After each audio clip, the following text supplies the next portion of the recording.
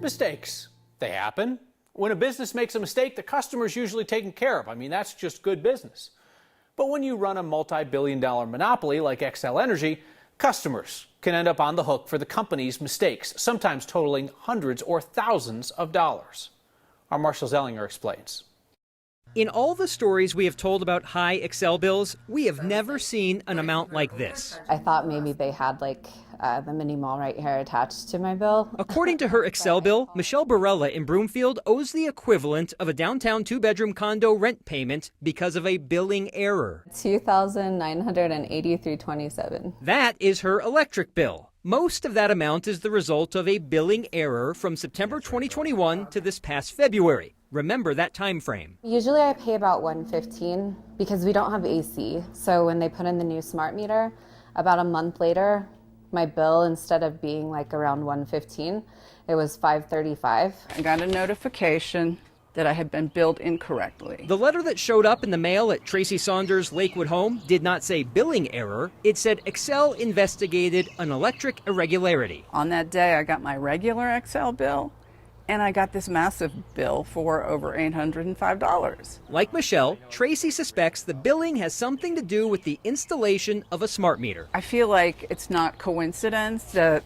my installation notice left on my doorknob said July 9th, and the billing problem started July 26th. Her extra $800 bill was for usage between July and March. That's 8 months. Michelle's bill for thousands was for underbilling over 17 months. If they're trying to reach back for underbilling, they underbilled a customer, the rules are 6 months. Gene Camp is a deputy director at the Public Utilities Commission, which limits recovery of underbilling to 6 months. Not 8, certainly not 17. We emailed Xcel about these electric customers and provided the account numbers. In an email Wednesday at 6 p.m., we got a public relations type response from an Xcel spokeswoman. It included a note that said Xcel could collect more than 6 months in underbilling in cases of meter tampering or fraud.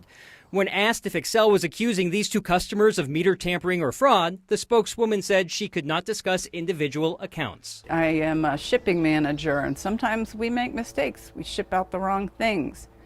We eat the cost of that, and we make it right for the customer. And they did ask me, was I paying someone else for electric? And I was like, is there an option for someone else to, let me know. Ditto. Michelle told me an Xcel representative suggested reaching out to LEAP, the Low Income Energy Assistance Program. LEAP accepts applications for assistance from November 1st until April 30th. No more applications right now. Tracy was offered a payment plan. Both customers question this device, a smart meter. Why do I have this, you ask? Yes. According to Tracy in Lakewood, she came home to a door hanger on her door that said this was installed. When she went to the backyard, it was on the patio table. There was nothing on her home anymore. Yeah. Weeks later, a different one got put on her home. This one was still on her patio table. Xcel, I have questions, and I would like to get this back to you. You trade their meter for an answer to your questions. Wait, but hold on. So if they say there's a back billing issue, how do they know how much energy she used?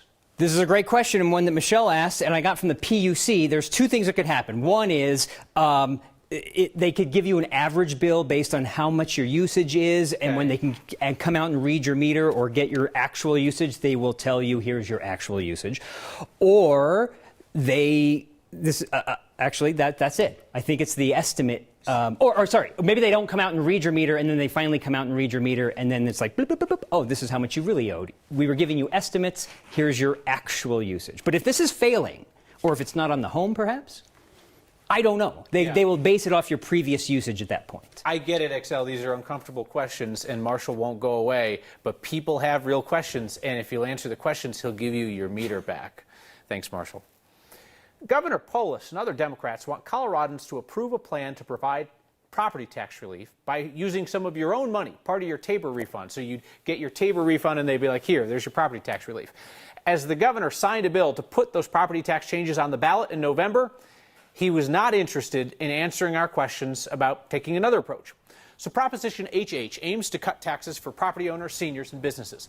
The ballot language says that the money will come from the quote-unquote state surplus. That's just another instance where Democrats are hesitant to even utter the words Taxpayer Bill of Rights, or Tabor. We asked Governor Polis today, what would happen if voters reject Democrats' plan in November? Would he be open to a special legislative session to come up with another solution to high property taxes other than taking people's tax refunds? Governor, should the voters reject this proposal? No, we're not talking about that today. Are you open to a special session? We're not talking about that now. Okay, we're not talking about that now. The governor may not be talking about that now. We are talking about that now because, right, that's a pretty fair thing to ask. Is this ballot measure in November the Democrats are proposing, is it the only chance that they're going to give Coloradans to reduce property tax hikes, or are they open to a different approach if voters reject this one? We'll keep asking. Earlier today, the governor made an apology for the actions of state law enforcement officers who were present at the death of Christian Glass. 2 gaming officers and a state trooper did not intervene when a Clear Creek County deputy broke Glass's car window, tased him, then shot and killed him. Christian Glass was experiencing a mental health crisis, and he had called 911 that night for help. The governor said that the sequence of actions that followed should never have happened.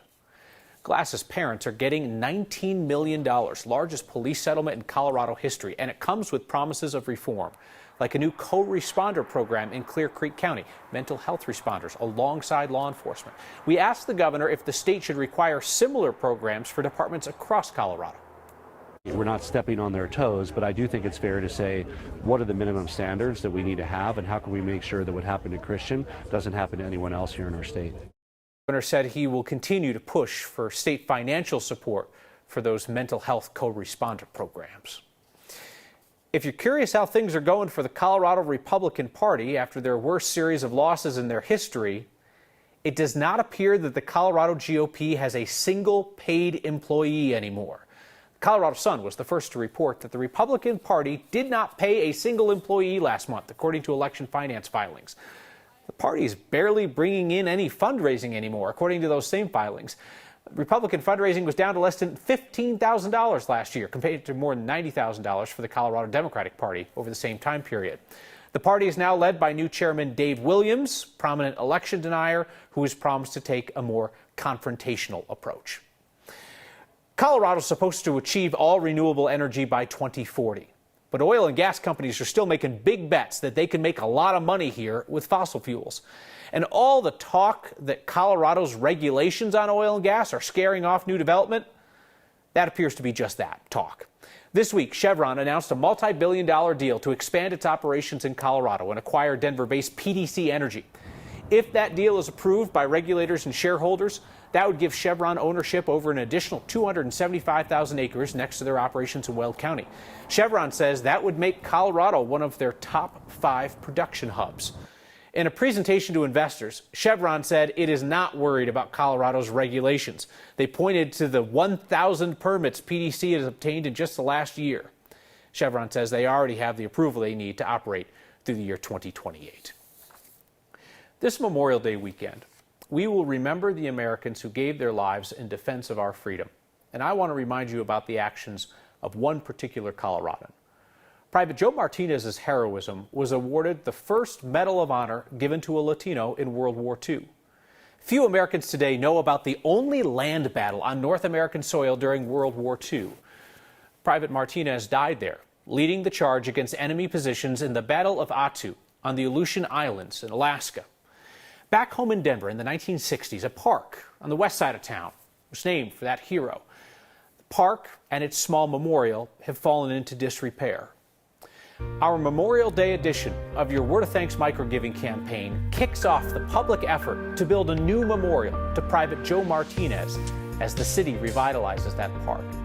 The city's worked with Denverites in the Villa Park neighborhood and veterans groups to plan a new design for the park, one centered around a memorial dedicated to Private Martinez, with tributes to Latino veterans and all who served, and a special focus on Medal of Honor recipients. The nonprofit Denver Park Trust has secured $70,000 to start the process of funding an artist who is going to create this tribute to Private Joe Martinez, the centerpiece of the new park. They came to us, they came to you for the first public request for help in making this happen. This is the first time, I believe, that a Word of Thanks microgiving campaign is going to help create a piece of public art. But it certainly is a lot more than that. It's a chance to honor a hero, to respect the history and the heritage of West Denver in particular, and to create a beautiful, meaningful space that we all can visit. Scan the QR code on your screen or text the word thanks to 303-871-1491 to get that link to donate. As always, I'll match the first 50 donations of $5 to get us going. You are likely to hear a lot about this project in the coming year, about the honor for Private Martinez, about the artwork being created, and you'll know that it's your donations tonight that got it started. Smoke's moving out. Skies aren't much clearer. We're tracking another round of spring storms. A company from Arizona has phones in Colorado ringing off the hook. The state says putting an end to those spam calls, easier said than done. That's next.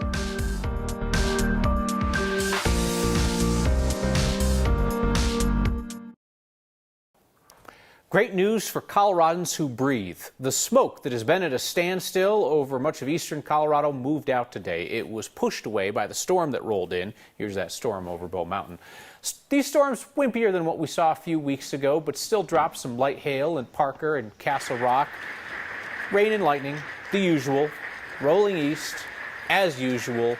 But never, Danielle Grant, more welcome than when it can push the smoke out of the way after a couple days. Absolutely. A fair trade, in my opinion, that's for sure. We're going to be tracking these storms moving off to the eastern plains over the course of the next couple of hours. But this is our camera in Cheeseman Park overlooking downtown Denver. I know you have to squint, but you can see an outline of the foothills and the mountains in the distance. Of course, our air quality improving dramatically. We're looking at moderate air quality. Hey, we'll take it. Been watching that smoke gradually moving out. It's about 11 o'clock or so tonight, overnight into tomorrow, all of it kind of moving up into parts of Nebraska, and tomorrow we will be breathing easy finally with those clearing skies. Scattered thunderstorms on the move. They have been just charging across the Front Range off to the eastern plains. Had that good little round about 1:32 o'clock here in the metro area. I just threw on the lightning tracker, more than 700 strikes in the majority of those now shifting east of I-25 from about Fort Morgan south through Lyman and then further to the south toward La Junta. Quite the show. Not a ton going on across the metro area, but still a few showers out to the west. So I can't rule out maybe another little wave that rolls through about 9-10 o'clock tonight. As we look at the future cast overnight, we'll see our skies clear tomorrow morning, a little bit of sunshine early, and then the clouds and the thunderstorms roll back in. Looks a little later this time tomorrow, more so like 3:30, 4 o'clock to see those storms move through. Everything again moving off to the northeast. I'm going to feel like a broken record over the course of the next couple of days because pretty much afternoon storms are going to be in our forecast each and every day. Marginal threat for seeing severe storms. The Denver area will be included in that. And temps tomorrow on deck back to the mid 70s we go with 50s and 60s up in the mountains. Another round of storms for us on Friday. Again, some potentially severe. Looking ahead to the weekend, storms will be more isolated and we warm up back to the 80s by next Monday. Colorado's trying a new tactic to stop the flood of robocalls targeting our phones. You can go after each individual robocaller, but that's a lot of work. We'll look at how going after one company could put a dent in the problem, but isn't likely to stop it. Next.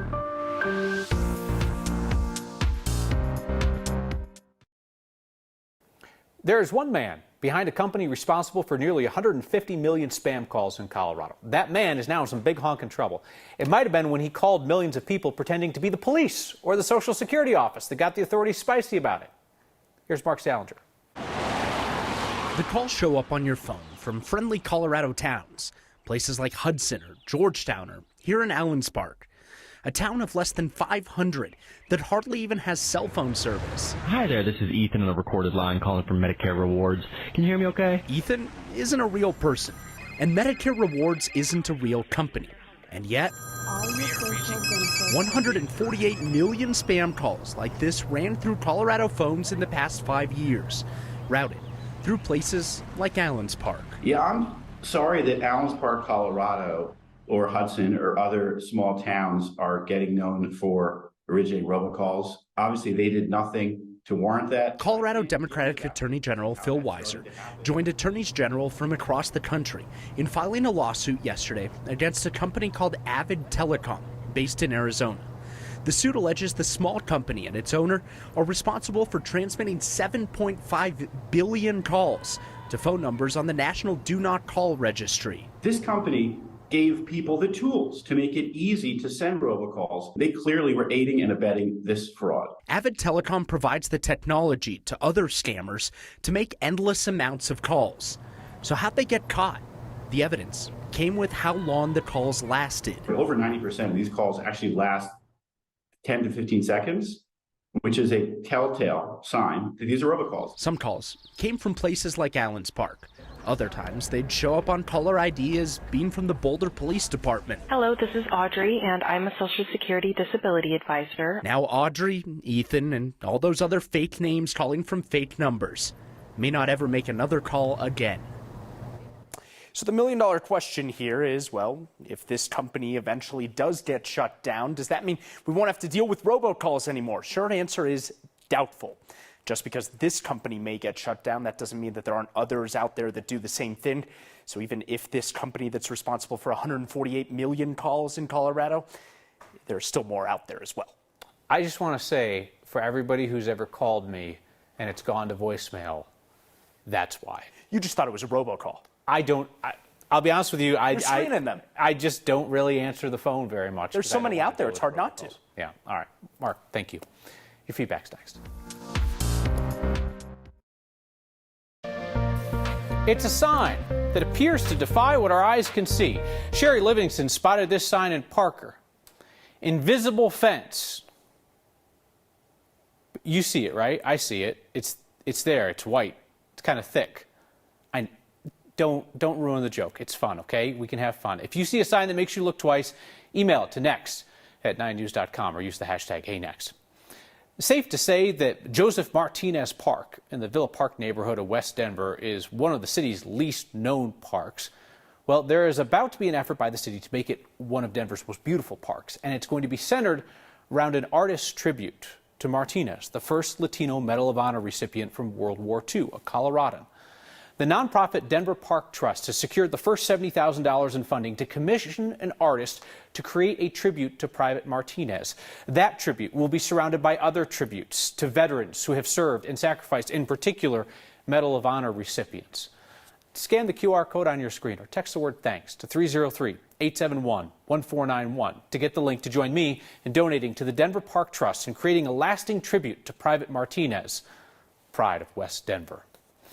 Feedback tonight from Queen, an anonymous Twitter troll, saying, "What the blank is microgiving? Another liberal term not to offend those who can't donate $5,000. Nope. Microgiving is what happens when a bunch of people in the community pool together small donations, which then make a big impact. And the fact is, you all have proven what an impact it can make around the state. Speaking of trolling, Xcel Energy finally got back to us on Marshall's story as his story was beginning to air at 6 o'clock. It's a statement that is not particularly responsive to the questions that Marshall sent in, but I'll read this portion. "We work diligently to ensure bills are accurate, but issues can occur that require bill changes. An example is if we have to estimate a customer's energy use because we cannot access their meter.